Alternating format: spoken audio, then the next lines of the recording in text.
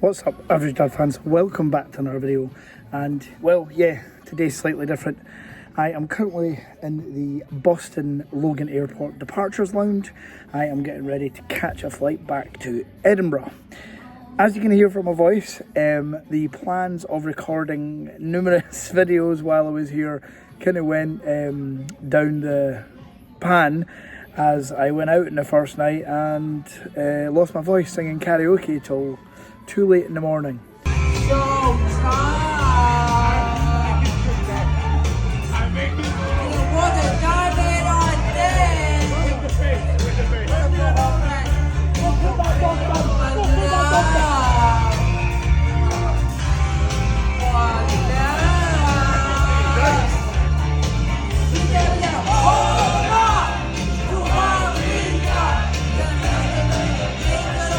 But while I was in Boston, I did manage to catch the OnePlus event. So I just want to give you my thoughts, talk through the things I got right in my leaks / predictions, and talk through my overall opinion of A, the keynote, but B, is the OnePlus Fold worth buying? Let's go. So yes, I have been in Boston for the past 5 or 6 days or so. I'll throw up some photos and footage while I'm chatting. If you haven't had a chance to visit Boston, I would say get there ASAP. What a fantastic city. I have walked over 120,000 steps in the last 5 days and I had a great time doing it. And lost my voice. So, the event. First of all, OnePlus smashed it as far as production and timeline of the event. For those that watched the live streams of the Honor and the Xiaomi event, the OnePlus one was, pretty smooth, concise, straight to the point a lot of the time. It's a keynote. They spent a lot of money on this phone. They spent a lot of time in R&D. Well, Oppo has, but we'll talk about that. So you've got to give them their props. They've got to, brag and boast about things. So I'm going to talk through like what I believe the top features are. The top features, number one, is the build and design. I personally think this is one of the best looking foldable devices out there. I think they have smashed it in terms of form factor. As predicted, 6.3 inch outer screen, 7.8 inch inner screen.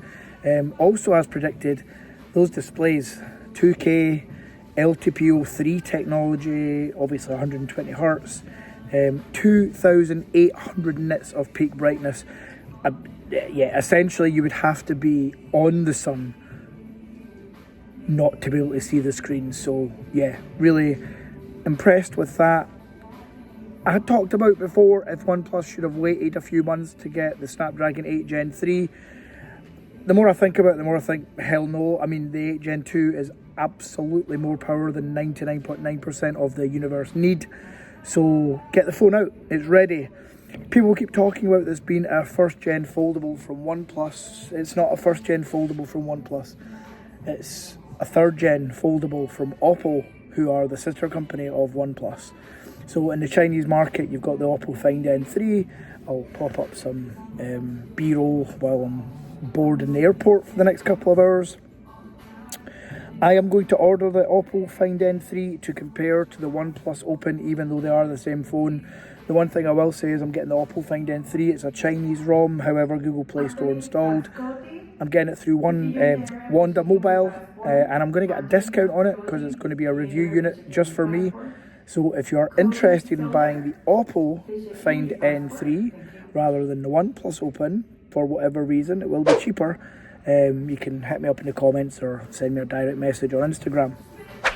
So next feature that we must talk about are the cameras. The cameras, as predicted, triple 50 megapixel wide, 48 megapixel ultra wide, and a 64 megapixel 3x optical zoom telephoto. Now, if they had just left it at 3x optical and 6x super res digital almost lossless zoom, that would have been fine. I would have been happy with that, but they didn't. They started showing images of the moon and talking about 120x space zoom. Guys, even the Samsung S23 Ultra, which is the king and the daddy of zoom, yeah, it's the 100 times zoom on that is just ridiculous. So OnePlus trying to get 120 times the image from a 64 megapixel sensor, it's not going to work, as they are kind of bragging as it will. However, if I just stick to the fact it's a 3 times optical with that 6 times lossless zoom, I'm happy with it. As mentioned, these are, well, I actually think I mentioned in my previous video these would be taken from the OnePlus 11. They've actually gone one better in my opinion. They've got the new Sony pixel stacked lenses, essentially allowing more light to come in. They're 1/2 inch sensors. Excuse me. So yeah, I've seen some reviews already. I've seen some photography footage, and yeah, looks quite impressive. Now the final thing I want to talk about is obviously the price and when you can get your hands on it. If you were one of the lucky few to get the pre-order deal, you got the early bird deal, then I'm going to sit here hands down and say this is one of the best deals for a premium foldable phone you can get. Now the reason I say that, this is a global ROM, folks. This is one of only 3 foldable devices to be released globally. The Samsung Z Fold 5, the Google Pixel Fold, and now the OnePlus Open. The Samsung Google came in at $1,800 or £1,750. The OnePlus Open is £1,500, but that early bird deal gets £250 off. And you get a pair of OnePlus Buds 2 thrown in.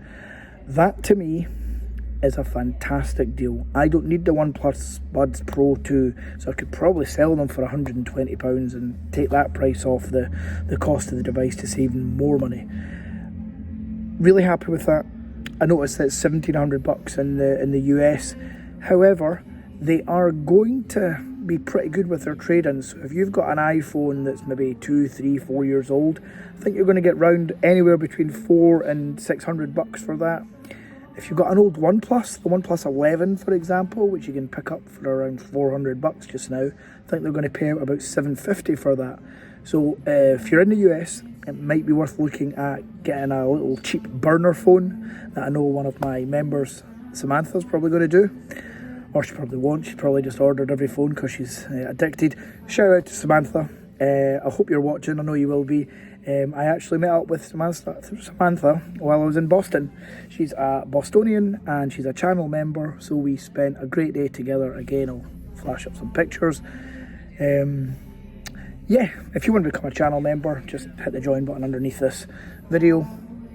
And I think that's it for the OnePlus event. As far as when I'll get my OnePlus Open by the 30th, they're saying. However, it ships on the 26th. So I'm hoping that by the 28th, 29th of October, I'll have it in hand. For reference, today is the 22nd. So within a week, I would love to have it in hand. And yeah, that's it. Sorry you've been starved of content. I did bring the Honor Magic V2. I barely used it, but I did take some photos.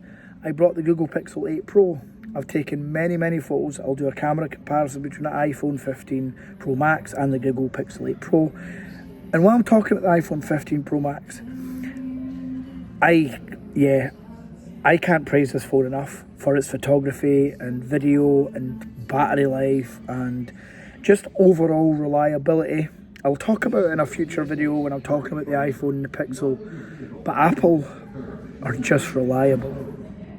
In potentially tricky situations with underground metros and trains and all that stuff that you're doing in a different country, yeah, iPhone comes in clutch. So I realise the whole video, my head's been cut off at the top here. I realise that I'm using the iPhone microphone. It's going to sound trash and you've probably switched off by now. However, I know I have some loyal viewers. For those loyal viewers, the keyword and secret word for today is going to be passport. I will be back most days this week with more content.